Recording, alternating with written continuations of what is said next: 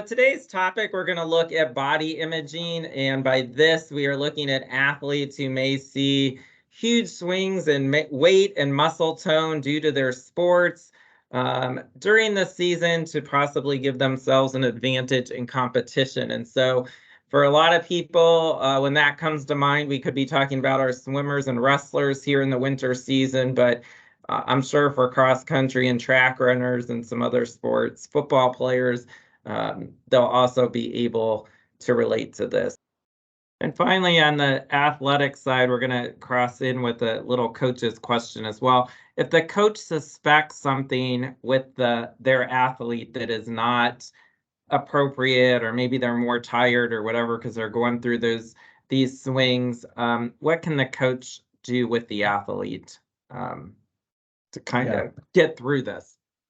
Well, again, I think a lot of this, as I've talked about before in other podcasts, a lot of this starts at the very beginning, when we're first meeting our athletes, when we're first meeting with the team and talking about the nature of our sport, how sometimes lean can get the job done a little bit better. So there can be an emphasis on weight sometimes. Certainly there's weight classes in wrestling. So kind of having a normalized discussion about how weight enters into the performance question, not only as a coach, but also bringing in resources of your athletic trainer, your sports medicine physician, etc. So that sets a baseline of understanding with the team that this could be, doesn't have to be, but it could be a thing. It's a thing. So then when the time comes later in the season and there's a potential issue that you've observed as a coach, certainly you want to consult with the athletic trainer, right? Maybe run it by them, him or her, maybe the physician, and say, these are some things that I'm noticing. How do we want to address this? And so then that's open communication, and then either the trainer can go to that individual, the person who has the best relationship can go to that individual, and just kind of see what's up. And then at that point, it's education, it's resources, and collaborating with other professionals. But I think it starts with that early meeting, and then aligning with the resources that you have available to you when the time comes. So before we transition to the coach's side, is there anything else you want to add on the athletic side? Yeah, well, I think it's important for the athletes to feel empowered. You hear stories sometimes of where an athlete may be pushed or highly encouraged to maybe go into this weight class or to drop weight for their swim team, and maybe they personally don't want to do it. So I encourage athletes to feel empowered in your decision making, to say yes or no and do what you want to do with your particular body. I think continuing to educate oneself. If you're using supplements, educate yourself on it. If you're thinking about dropping weight, educate yourself on it. What's the pros and cons associated with doing that? And then the other piece is just celebrating diversity. There's a lot of stories out there where people who might not have looked the part ended up being just incredible athletes, even though they might not have matched the stereotype of what would have been expected as that incredible athlete in that particular sport. So just recognizing in the diversity that's out there in body type, body image, and weight, and that people can still perform. So as we transition to the coach's side, you kind of mentioned this answering the last part of the athletic side of things, and that first parents meeting might be a good time for a coach to mention some of the body changes that could happen with each sport. How important in that first meeting would it be to have the athletic trainer in there for coaches so the parent actually sees who the athletic trainer is, and even if the parent would have a question, of course, they would have another resource to go to. It's massive. It's massive for a variety of reasons. One, it shows that this athletic program has other stakeholders and resources beyond just the coach, which is good to know. But not only is there other resources more so than just the coach that have your child's best interest in mind, but also this particular professional has unique skill sets.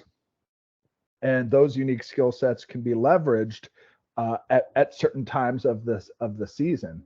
and not only their particular skill sets, but that particular person is also dialed into a network of other medical professionals as well, who may do things above and beyond what that trainer is available to do. So I think there's just tremendous value in having the athletic trainer there, the sports medicine physician, if possible, there. I know budgets are tight and time is limited, but the extent that you can, or even if it's a video message that you show, be creative with how you get that voice of that professional out in front of the team and the parents. Yeah, so from a coaching perspective, and I kind of hate to keep picking on wrestling and swimming with this, but they're kind of the two sports that come to mind for a lot of this. But even football, as you said, you got to eat a lot. How, if a coach is asking a wrestler to drop a weight class or go up, what's the best way the coach can prepare the athlete for that? Can they say, we know we're asking you to drop 4 pounds. You may feel a little bit more tired, but here's how you can pick it up. So how can the coach kind of set the athlete up for what they're going to go through physically as well as mentally? Yeah, well, obviously the coach has a vested interest in wanting the athlete to perform and for the team to do well. And the coach is doing the X's and O's behind all this. And they think that a weight shift is going to be best for this individual to perform at their highest, which is going to be beneficial for the team. Maybe true, okay, based on their experience and such. Might also not be true, but maybe true. So I think starting it off with a assessment of the pros, the rationale of why they want to do this, why they think this is a good idea. I think spelling out the pros and cons of having this weight shift and having an objective perception of it. That way the athlete is able to also be aware of the pros and cons associated with it. I think also laying out how to do this, should you choose to do this, how to do it in a healthy, safe way through proper nutrition and hydration and recovery. That's something you could pull the athletic trainer into as well. And then having a more individualized plan, all right? Not just saying something like, all right, we want you to cut this weight, but actually fostering a collaborative endeavor with you, the athletic trainer, and the athlete in order for the athlete to feel supported and educated on how to go about doing it in a healthy type of way. I think a lot of coaches, certainly traditional, will just say, hey, we want you at 141 this weekend. And I'm not even sure if that's an actual weight class, but you get what I'm saying. Like, we want you at 141 this week. And it's like, okay, like, so I'm a 15-year-old kid and I just got to figure it out. So I throw a trash bag on and go for a run. And that's kind of the way it's been. So you could imagine anything beyond that of like support and collaboration and education can just go such a long way. Yeah, and I know I use my son a lot in these conversations. So he is a college athlete, and between his freshman and sophomore year, he gained 8 pounds of muscle, but he did do it the right way with some education and backup. So I know that's very important, and as you said, following that path of what others set out for you with the education process is important. So as we go through this, as athletes start to look tired, maybe their personality or mood is changing, because not only is the athlete trying to lose weight, gain muscle, whatever, they're still a student. So they still have to perform in the classroom. Many are involved in other extracurricular activities to make themselves well-rounded. Some of them have jobs.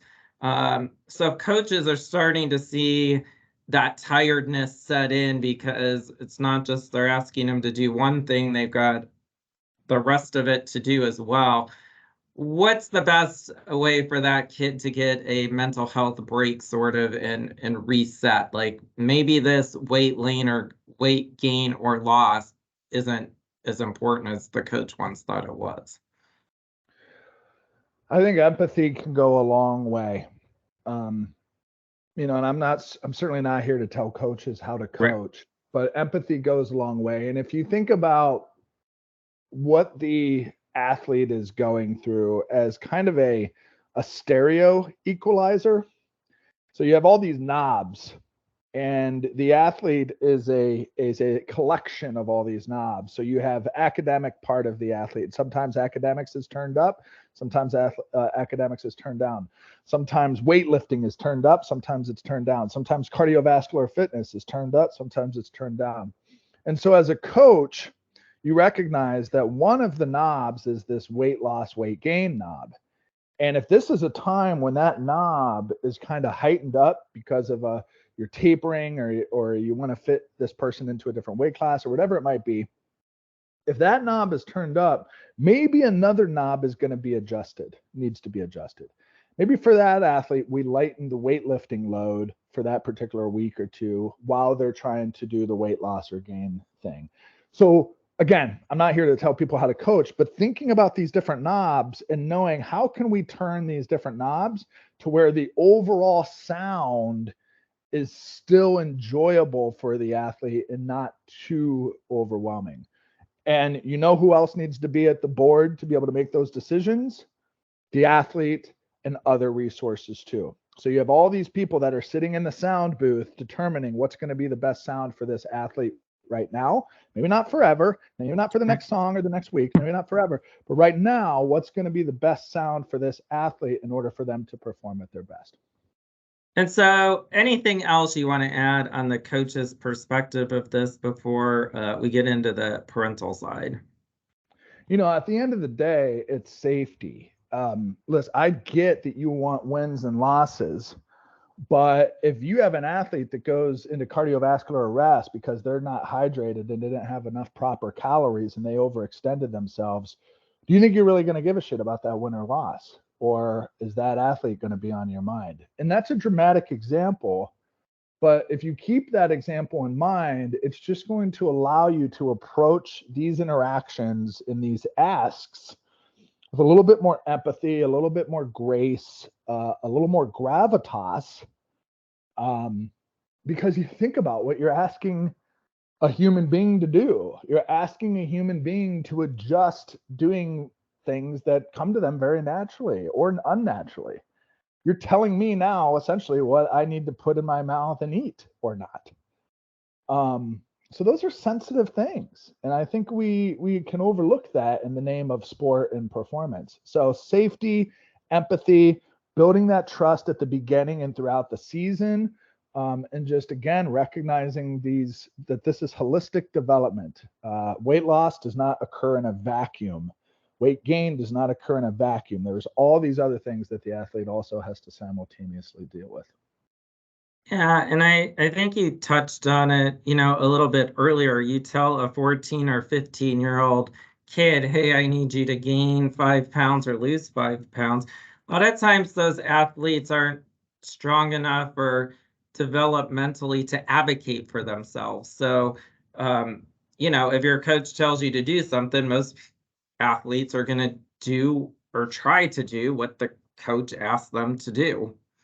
So, yes, that's why we could be hard on the coaches sometimes, and it's like, well, geez, can't I just teach kids how to swim and teach them how to shoot a double and the X's and O's of sport? But there's more involved, and we didn't recognize it years ago, but now we're recognizing there's more involved.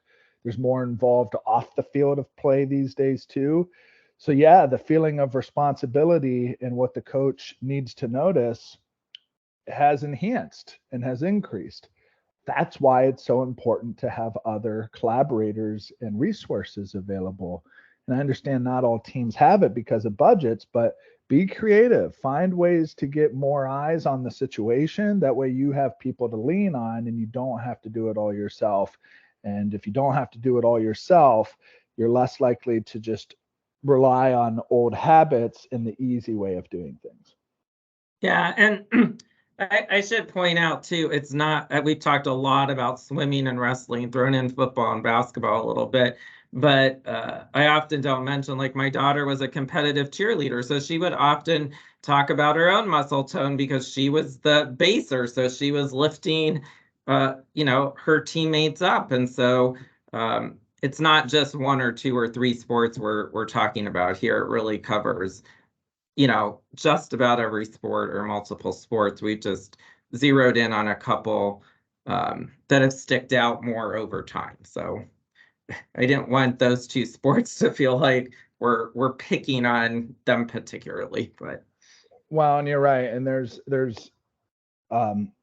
social media elements that are now part of the equation that were not before. So before, somebody could lose weight, and maybe the only person that would really know or see it would be a couple classes and whoever happens to go to the wrestling meet or something. But now you put a picture on social media and any friends, aunts and uncles, et cetera, are going to be like, wow, have you lost weight? Like, wow, you've gained weight.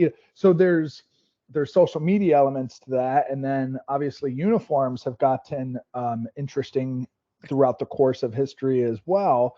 So then you throw in uniforms, body image, coach wants you to gain weight, coach wants you to lose weight. So there's it's a complex topic, and I know we have 30 45 minutes with it, but it's not something that we just want to brush over. Sometimes we have to in this case, right. But to seek out professional resources or even just additional resources. And finally, on the athletic side, we're going to cross in with a little coach's question as well. If the coach suspects something with their athlete that is not appropriate, or maybe they're more tired or whatever because they're going through these swings, what can the coach do with the athlete to kind of get through this? Well, again, I think a lot of this, as I've talked about before in other podcasts, a lot of this starts at the very beginning, when we're first meeting our athletes, when we're first meeting with the team and talking about the nature of our sport, how sometimes lean can get the job done a little bit better. So there can be an emphasis on weight sometimes. Certainly there's weight classes in wrestling. So kind of having a normalized discussion about how weight enters into the performance question, not only as a coach, but also bringing in resources of your athletic trainer, your sports medicine physician, etc. So that sets a baseline of understanding with the team that this could be, doesn't have to be, but it could be a thing. It's a thing. So then when the time comes later in the season and there's a potential issue that you've observed as a coach, certainly you want to consult with the athletic trainer, right? Maybe run it by them, him or her, maybe the physician, and say, these are some things that I'm noticing. How do we want to address this? So then that's open communication, and then either the trainer can go to that individual, the person who has the best relationship can go to that individual, and just kind of see what's up. And then at that point, it's education, it's resources, and collaborating with other professionals. But I think it starts with that early meeting, and then aligning with the resources that you have available to you when the time comes.